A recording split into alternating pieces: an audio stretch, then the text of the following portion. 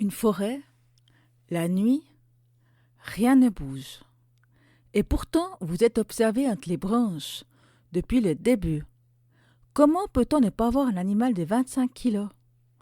Aujourd'hui, le lynx boréal. Le lynx boréal, lynx de son nom scientifique, est le plus grand félin sauvage d'Europe. Il peut peser jusqu'à 30 kilos et mesurer 1,20 m de long, soit à peu près la taille d'un grand chien.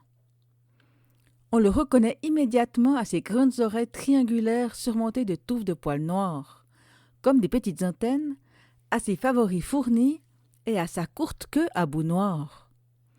Le lynx vit dans les grandes forêts d'Europe, des Vosges aux Carpates, en passant par les Alpes et les Pyrénées. Il aime les zones boisées, denses avec beaucoup de rochers et de sous-bois. Un animal qui a besoin d'espace, de calme et de discrétion. Le lynx est l'un des chasseurs les plus efficaces d'Europe. Et son arme principale, ce n'est pas la vitesse, c'est le silence. Ses pattes sont équipées de coussinets épais qui étouffent chaque pas. Il peut approcher une proie à moins de 5 mètres sans faire le moindre bruit. Puis il bondit, jusqu'à 3 mètres d'un seul saut, et c'est terminé. Son ouïe est extraordinaire. Ses grandes oreilles pivotent comme des antennes paraboliques. Il peut détecter une souris à 75 mètres. Et sa vue, 6 fois plus perçante que la nôtre dans l'obscurité. Résultat, un lynx adulte peut capturer un chevreuil 2 fois plus lourd que lui, un exploit que très peu de prédateurs peuvent revendiquer. Secret numéro 2, un solitaire territorial. Contrairement au loup qui chasse en meute, le lynx est un animal radicalement solitaire. Il vit seul, chasse seul et ne supporte pas les intrus sur son territoire. Et quel territoire! Un mâle peut occuper jusqu'à 400 km², soit la superficie de la ville de Paris et sa proche banlieue, entièrement pour lui seul. La femelle, elle, peut occuper un territoire bien plus petit, jusqu'à 150 km². Le territoire d'un mâle peut chevaucher celui d'une femelle, mais en aucun cas celui d'un autre mâle.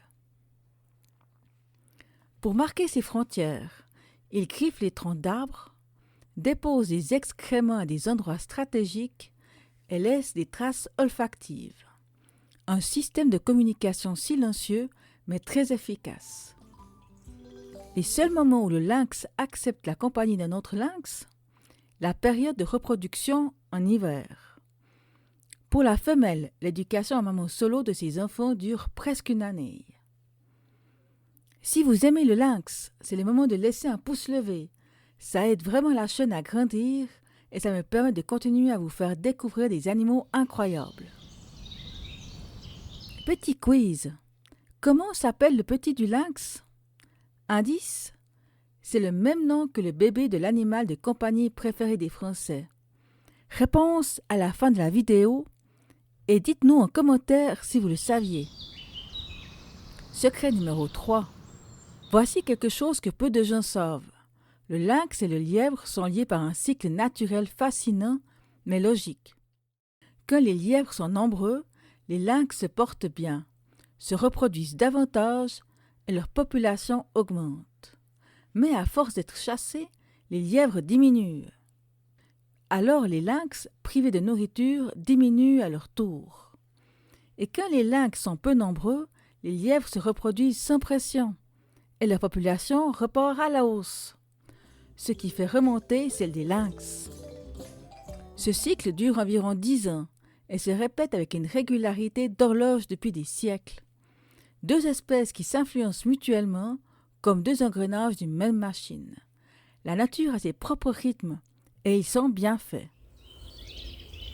Et voilà notre anecdote du jour. En hiver, quand la forêt est recouverte de neige, le lynx possède un avantage décisif sur ses proies, ses pattes. Ses pieds sont énormes par rapport à sa taille, presque 2 fois plus larges que ceux d'un chat de même poids.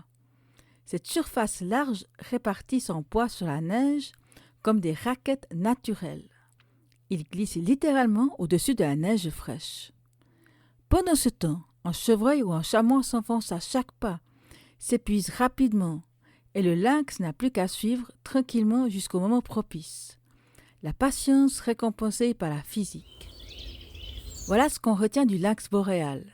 Un chasseur invisible qui approche en silence et bondit à 3 mètres, un solitaire qui gouverne 400 km² en étant rarement vu, et un acteur clé d'un cycle naturel qui tourne comme une horloge depuis des siècles. L'animal le plus discret d'Europe et peut-être le plus fascinant. Et voilà la réponse de la question. Le chaton. Surprenant, non? Le petit du lynx porte exactement le même nom que celui de votre chat de maison. Si cet épisode vous a plu, abonnez-vous à la chaîne Incroyables Animaux pour ne rien manquer. Et dites-moi en commentaire, avez-vous déjà vu un lynx? Dans la prochaine vidéo, on découvre le seul mammifère capable de voler et dont le sonore est plus précis que nos meilleures technologies. À bientôt!